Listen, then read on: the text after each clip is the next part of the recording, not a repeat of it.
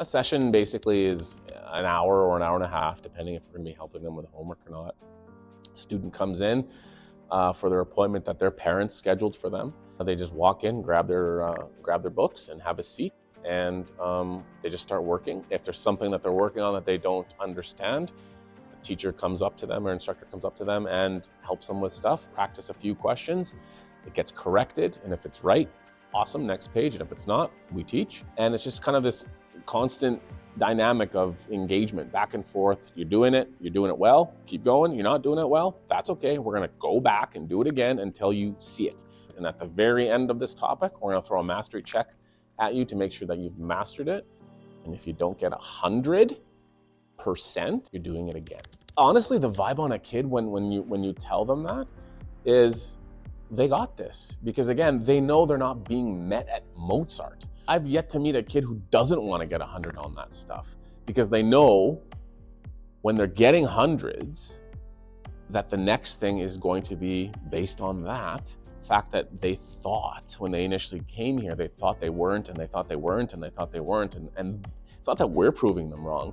They're proving everyone wrong by sitting here and dominating and owning it. You can't stop that.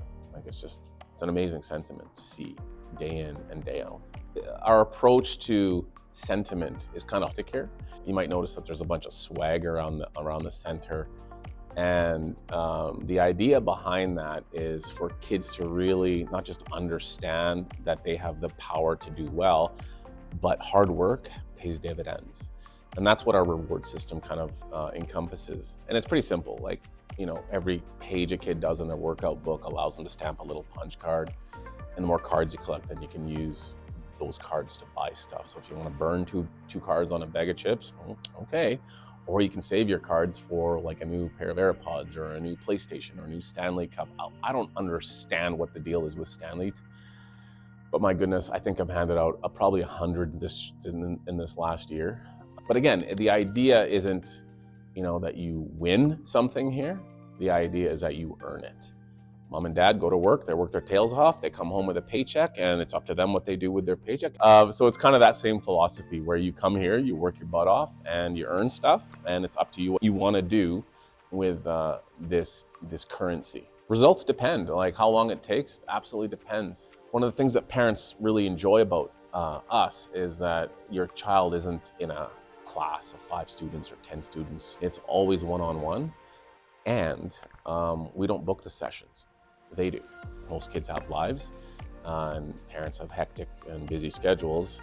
You just get a link to your kid's calendar. You can book 30 days in advance. And so why kids are different that way in terms of their progress is we can't control their attendance, A, and B, kids absorb information at very different rates, which is another reason why I kind of challenge the existing status quo of 1 teacher, 35 students. We're all different. We keep saying kids are different, kids are not the same, and then we take 30 of them and we shove them into one classroom with 1 teacher, 1 textbook. Why we're not getting one outcome? Well, which side of our mouths are we going to speak out of, right? So I can't say there's the average is a grade level every 3-4 months, but that doesn't mean there are kids who are not crushing an entire grade level in 1 month or 2 months. It depends on the kid. It depends on their attendance, and it depends on where they're at, depends on how old they are, things like that. So, yeah. In terms of commitment, that's not up to us. It's up to the parents. Again, it's up to their objective. What do you want to achieve? I want my kid to get to the finish line. Okay. I want my kid to be confident. Okay. I want my kid to master everything up until grade 12 because she's aspiring to be, okay. We've had students that are with us. We have a lot of homeschooled kids now with us who parents have said, yeah, you're responsible for their math throughout their entire, okay. And we've had students with us for 2-3 months who just needed to get to the finish line. That was right there. Okay, it depends. It's not up to us, it's up to the parents. The success rate here is in the 95%. And what's interesting about that is that it's not just 95% of students, it's 95% of students who thought they hated math, who thought they were just incapable of doing well in math. I have no business trying, I hate this, all that stuff. So it's not just, 95% of kids, it's 95% of kids who are incredibly behind. Yeah, we do offer in-person and remote. I would say I'm a huge fan of in-person. We're social creatures, especially kids. You'd be surprised, the power of a high five or a fist bump or a pat on the back with a kid, you can see it, Can you deliver that through a screen? Yeah, you can, but it's just more profound when it's in person. Plus, there's just an awesome vibe in here.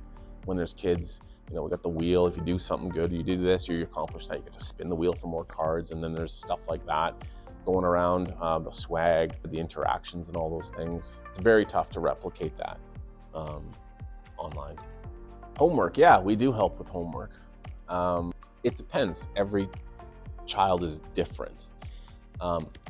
If I have a student who is in grade 10 and they have been assessed at a grade 4 level, imagine me taking a grade 4 student today and dropping them off into a grade 10 class. What do you think is going to happen? What kind of task is that for the teacher or for whoever's going to help them with homework? It's a waste of time. It's a waste of money, especially when we know that child is going to be told at the end of the year, you pass, right? Bye. If we see that a child is struggling in grade 10 homework that they have no business being taught, I'm not going to lie to them. I'm not going to tell them, oh, all you have to do is this and this. That means we're no different than anywhere else. If there's low-hanging fruit that we can pick with this kid and help them, for sure we will. But I'm going to be 100% honest with this kid and with his parents, with his or her parents, because I don't want to make you a promise that's unrealistic or a promise that is impossible to meet, because at the end of the day, that's just what's going to happen. They're going to be frustrated, and here we go again, and confidence and blah, and something's wrong with me and blah, blah, blah. And then the parents are paying for this. It's like, no. But there are instances when the kid isn't too far behind, where it makes sense to kind of help them manage both fires. So it's nuanced. It depends on the child, and it varies from an individual to individual. It's called the summer slide, where there is a bit of learning loss that occurs over those summer months. We actually see a lot of students that end up attending over the summer because it's such an interesting value proposition. I remember back in the day, summer school was this thing, right? And I was actually quite surprised to see how many kids want to come here over the summer. But when you look at it, those are the kids that also understand now that this is a source of dopamine for them, and it makes them feel good, and they don't want to feel the way they've been feeling in the classroom from September to May. So coming here is actually not even a difficult choice. What we're often doing is it's the same recipe. There's no special program or anything like that. It's just more of the same. Wherever they're at, we're going to work there and keep them going. And when you look at the commitment, how many hours a week do we have available when we're over the summer? I think we have like 80 hours a week free, 3 hours a week, and I'll change your life. It's a pretty good, when you have nothing better to do over the summer, it's a pretty good value proposition. And it positions them really, really well in the fall, where often it takes them a day or a month or a week to kind of get ready to get back to school in that September month. Whereas the students that come here over the summer are just flying. They're just flying. If your child is getting A's, I don't think it would hurt. Like, we don't just serve children, the vast majority, like say 80% of the kids that we do serve are indeed behind. But we also have students who come here because they want to go deeper. Their parents are like, yep, my kid's doing fine in math and they love math. And the teachers are like, we can't help this kid anymore. Like, they're killing it, at the end of the day, math is still a sequential subject. If the kid's killing it in grade 8 right now, that doesn't necessarily mean that there's something in grade 9 that they won't see that might challenge them. That's the cool thing about this place is it doesn't matter where you're at, and it doesn't matter what your objectives are. There's no cookie cutter, one size fits all model, because there's a wide variety of objectives that parents have for their kids.